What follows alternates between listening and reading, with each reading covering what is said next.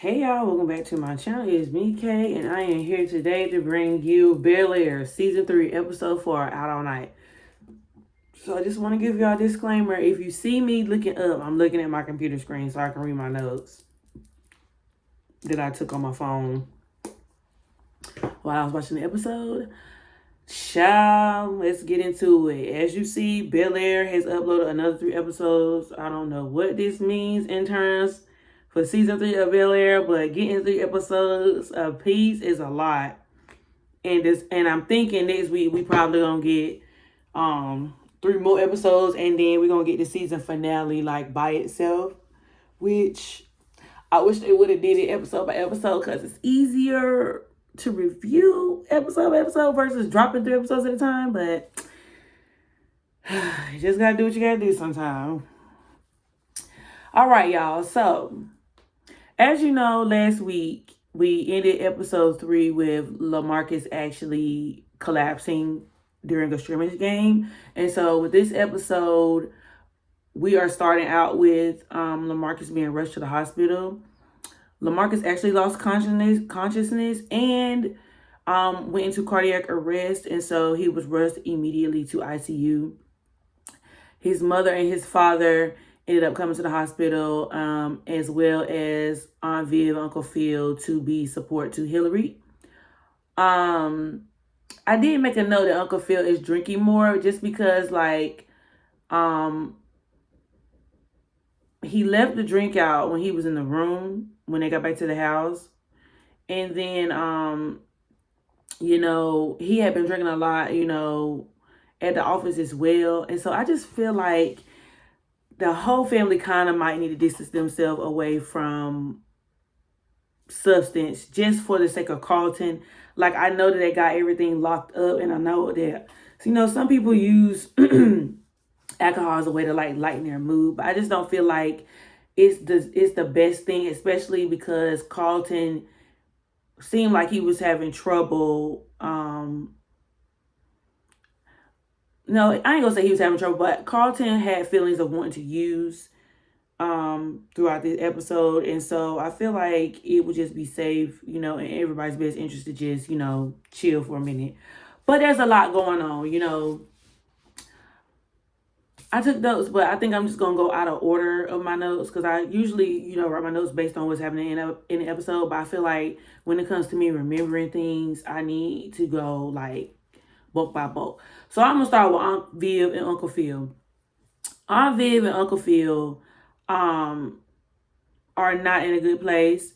Aunt Viv knows, she mentioned to her girlfriends that she knows that Uncle Phil didn't do anything and that it was all on Erica's end, but it's just the fact that, like, she's back in this place to feel that way again, and she feels betrayed. She feels betrayed by Phil because Phil didn't say anything, even though, like, he had no reason not to say anything to her because she knows how Erica is as a woman. But it's just the fact that he didn't say anything. She don't trust Erica. She's mad at herself still and hasn't forgiven herself for, letting Carlton pretty much slip through the crack because Carlton was lying to her. And so even though, like, she knew that Carlton was doing these things, she went against her gut because she wanted to believe her son. And so, this is causing Aunt Viv to feel a myriad of ways. And so she ends up hanging out with her friends. Let me just tell you something. Aunt Viv was giving it to him. Aunt Viv was giving tea. Okay, Aunt Viv in that little black dress, that afro natural ponytail, and that red lipstick, Auntie ate down. She was here for her. So her and her friends went out for a girls' night. They went to the bar, and they had a nice time out. And then, it is what it is. Uncle Phil is just feeling guilty. He keeps begging to talk to Aunt Viv, but Aunt Viv just needs her space, and that's fair. They've been married a long time, and so in marriages, like, there are just times where you and your spouse may not get along and y'all may hit a rough patch, but it's up to you to work it out. So I do think eventually Aunt Viv and Uncle Phil will work it out. It's just the fact that they gotta just, get back on the same page. They still are, pretty much hiding it from the kids. Ashley was not in this episode, and Hillary was very busy with LaMarcus. And then you had the two couples, Carlton and Amira, and then Will and Lisa. Uncle Phil did have a moment on the night of family dinner, the night Aunt Viv went out, and then the boys were at the beach with Lisa and Amira. I don't know where Jeffrey was. Ashley was at a sleepover with her friend. And so, you know, it was just Uncle Phil and Hillary. And so Hillary was like, she just basically shared with Uncle Phil that LaMarcus's father is trying to rush LaMarcus back out to football. And so she's really nervous for LaMarcus.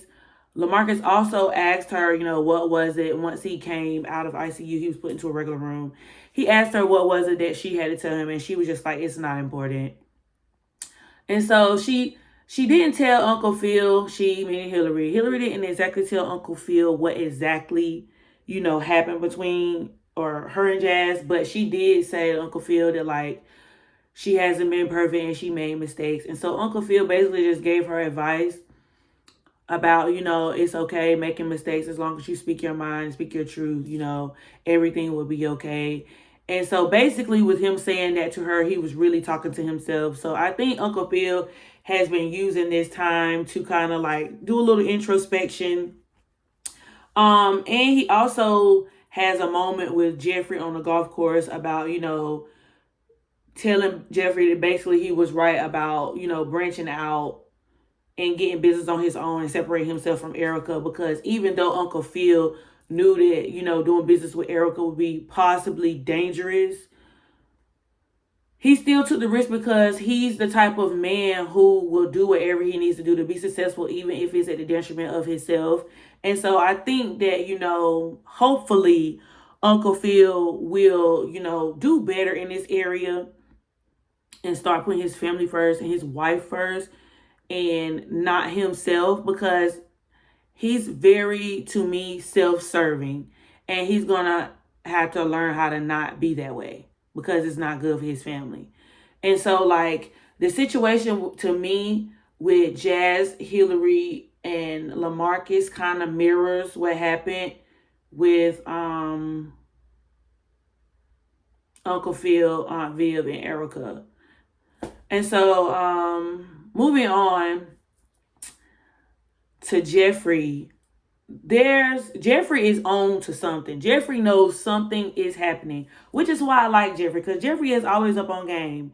And you know, this character of Jeffrey is not the same as the Jeffrey in the original iteration of Bel-Air, but I like this new Jeffrey because it's kind of like he a gangster, he a butler, he a personal assistant, he out in the street, but he still know how to keep it classy, very demure.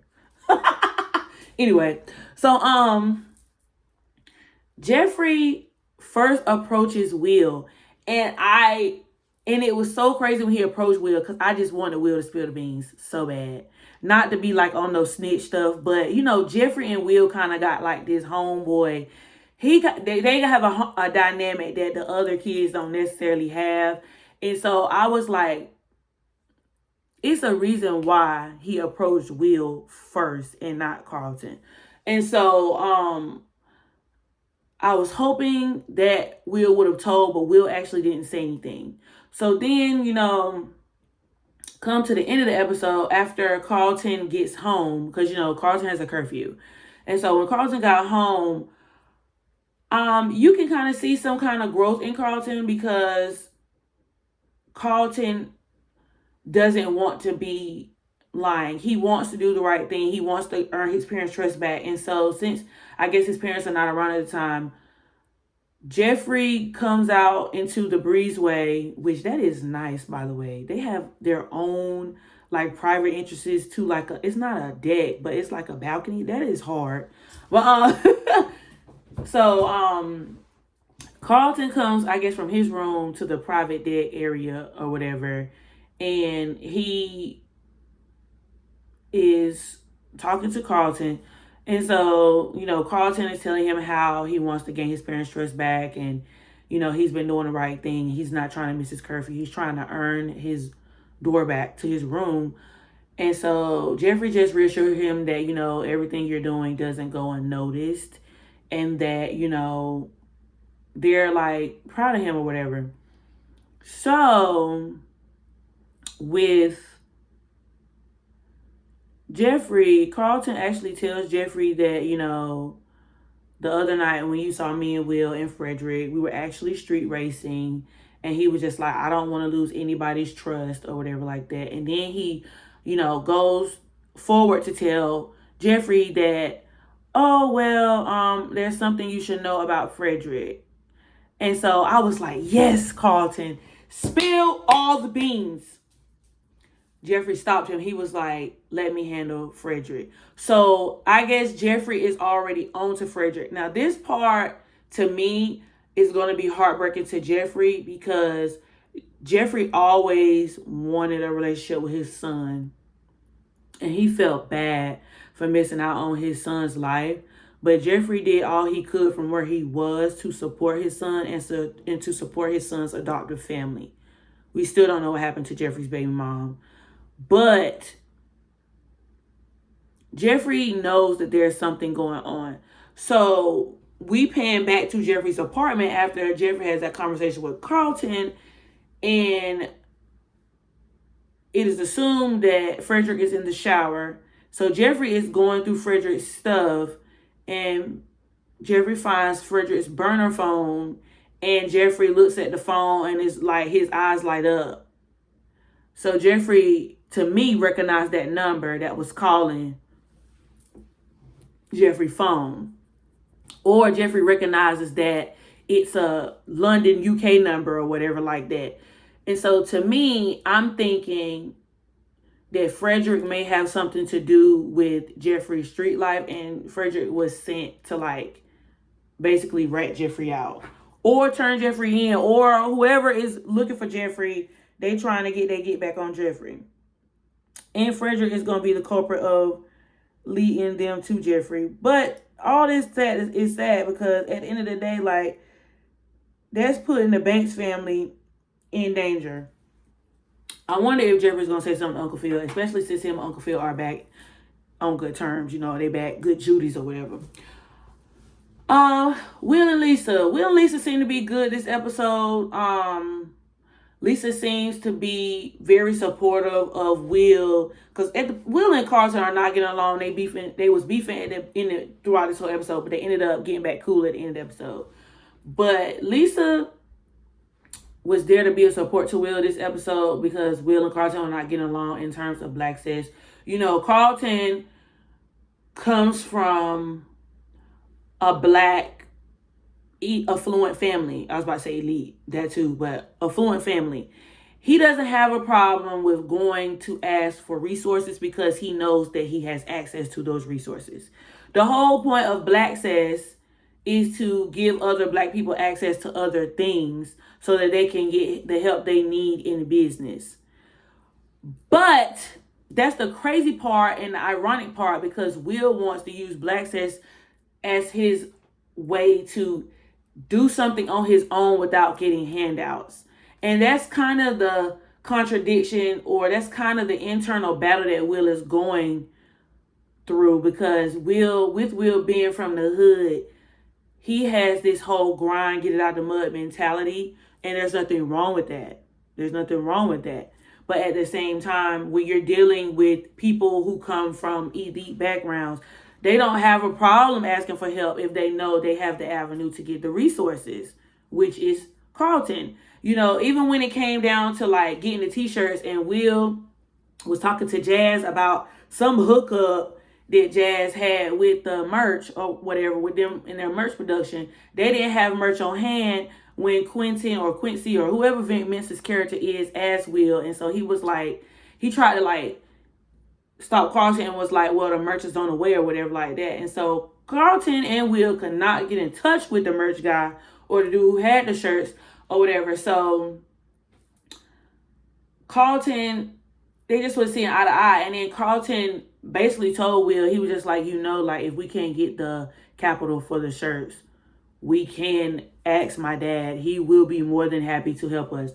And so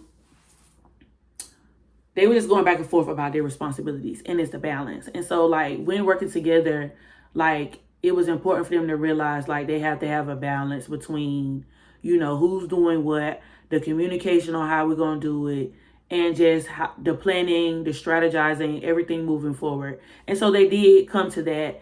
And so Will knows that Carlton is a little bit more knowledgeable when it comes to like how to run a business and how to get a business off the ground, and he's not.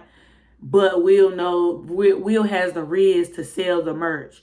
And so it takes both. It takes both personalities to try to, you know, get the business up and running, and it's their project. And then at the end, Will, you know, emphasizes to Carlton like, I want this to be something that I do on my own, because Will basically needs this to go through so he can believe in himself that he can do it and that he's not the same as his dad. And then with Carlton's end, Carlton just needs this to work out because he feel like he has lost everything else, and this is going to show him that, you know, I still have a chance out here. I still am somebody. Just because I made a few mistakes, that doesn't mean that I don't have hope for a future. And so I felt like that was a positive message that, you know, both of them needed, and I was glad to see them work it out. Did I talk about Aunt Viv going out with her friends? Yeah, I did talk about Aunt Viv going out with her friends. Aunt Viv had the time of her life, period. It's like, not period for the situation, but period because she had fun. Hillary and LaMarcus.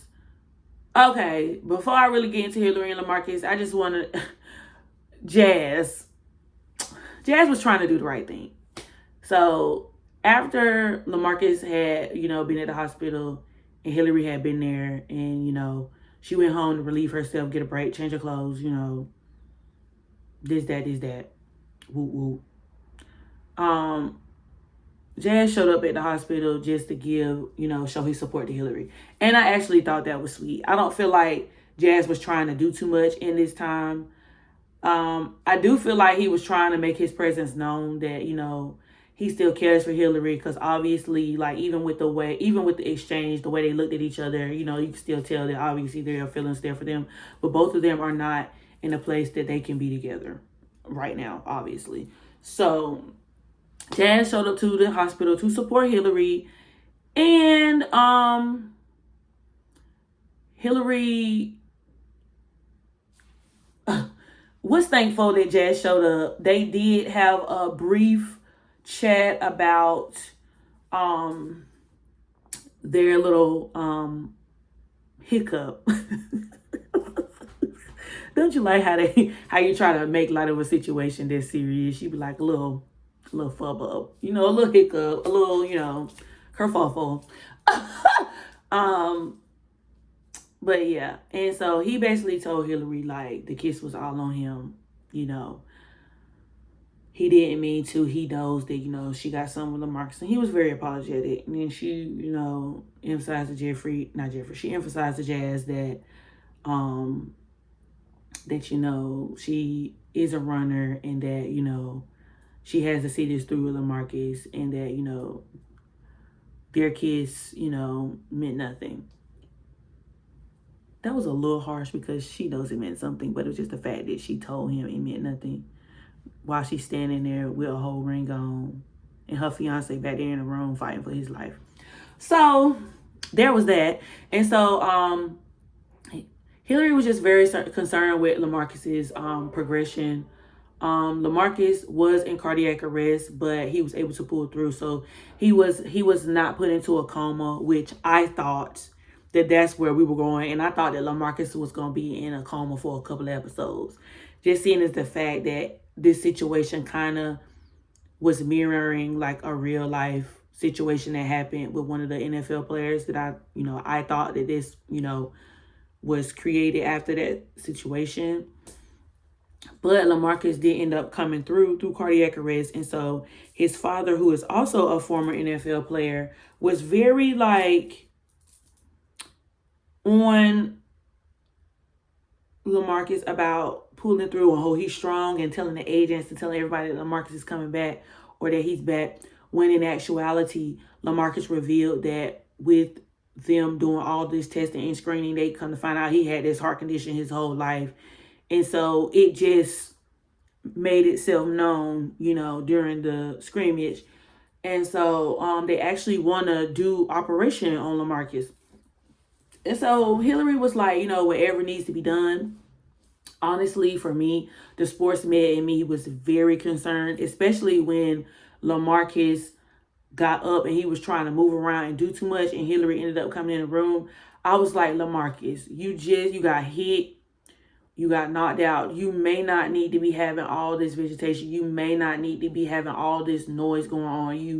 You may need to sit down. You may need to lay down and let your body heal. And a lot of the times when people go through injuries or serious health conditions, the way this society operates is so detrimental to people's health, because people are so used to, in this society, to go after everything they want to do, and we don't take enough time to let our bodies heal. Your body is built like a machine, but it's not a machine. And so you have to give yourself time to rest, relax, release, recuperate, to regenerate itself. But we be so busy trying to rush that process. It's God designed this body the way it was supposed to do. It is created to bounce back. You just got to give it time to bounce back. And so he was saying how he's ready to get back on this field, and how football is, something that's all he knows. And, that's typically like an athlete's battle. When they do face injury, they be so ready to get back on the field. And it seems like your career may be in jeopardy, but you just never know. It's always a possibility, but you always have to also look at other possibility that you still have time in this. You know what I'm saying? I know it may be hard to see at the time, but you still have time in this. And so I always, like, even when I watch like sports in real life and an athlete gets hurt, I always tell my husband, that game that you're trying to rush back to is not worth your career. It's just really not. And so, like, okay, you may have to sit out a few games. Would you rather sit out a few games, or would you rather, have to end your career because you decided to take this moment and put your body on the line? And so that's always something that always means the most to me, especially like now dabbling in coaching. Like, I always try to emphasize that to, the kids that I am coaching. Hillary, just, to me, she wants to be honest with LaMarcus, but now is not the time to be honest with LaMarcus. And so I feel like she's going to be carrying like this guilt because she wants to tell LaMarcus what happened, but at the same time, she doesn't want to run away or use her mess up or use her feelings for Jazz as a way to try to escape her relationship with LaMarcus. But eventually, Hillary's going to have to be honest with LaMarcus, because her family has already started talking about wedding planning and venues and all that. So it's going to get down to the nitty gritty, probably, most likely, for sure, because this is TV. Like, she going to have to ultimately make the decision. Or Jazz is going to say something. One of the two going to happen. Also, circling back to Carlton, I don't know how I feel about Carlton in his relationship with Amira. I wasn't necessarily mad at them being friends or them being really close friends. Not in a relationship, but really close friends. Whatever that means. But on that ride back home, when she was like, let's try to get high another way, I didn't even like that terminology. Like, girl, I just feel like she gonna drive Carlton back to a place to where, it's just not gonna be good. And as you can see from the trailer, there is gonna be a time where Carlton is passed out and is unconscious. So, which gives me the feeling like Carlton is gonna relapse. And I don't know when the relapse is going to happen, but I feel like the relapse is going to happen probably in the next couple episodes. Because Carlton is not addressing his feelings of wanting to use. Like, he's doing okay with, like, maintaining his lifestyle. But in terms of, like, having that urge, I'm bringing this back up because I mentioned it in one of my last reviews. Like, who is Carlton talking to, or who is Carlton's support besides going to those meetings? Because that's not enough. Like, he needs to he needs help. He needs more support. He needs like a sponsor or something. Usually with that situation, I thought that they gave you a sponsor, especially when you like, I don't know. I don't really know how rehab works, but I just thought that once you leave AA or you leave rehab, that with the program, that the resources that the program gives you, I thought that, you could get a sponsor. But honestly, with all that money that the Banks got, I just thought that was just something that was going to happen, to be honest with you. I just really did. But I like where Carlton's character is going. I like now that he is more bearable, because last year I really didn't like him. I understood that he was an addict, but I just still didn't like his character. But I'm not mad at like the story right now. Bel-Air is really, really, really, really, really good. And those writers did their big one with this season. I still am a little concerned with the fact that we're getting 3 episodes at a time. Because, like, why? Because, with everything going on in Black Hollywood and in Hollywood in general, with the way they're like marketing these shows and get the budgets that they're giving these shows, the the way that it's doing, and then these episodes coming out 3 at a time, it's just very alarming to me. And I just hope that Bel-Air is not gonna be on the downside of being one of the black shows we have left. I just please, Hollywood, don't do this to Black Hair. Don't do this to Bel-Air. But yeah, y'all. I will be back for episode 5. So stay tuned. Thanks for watching.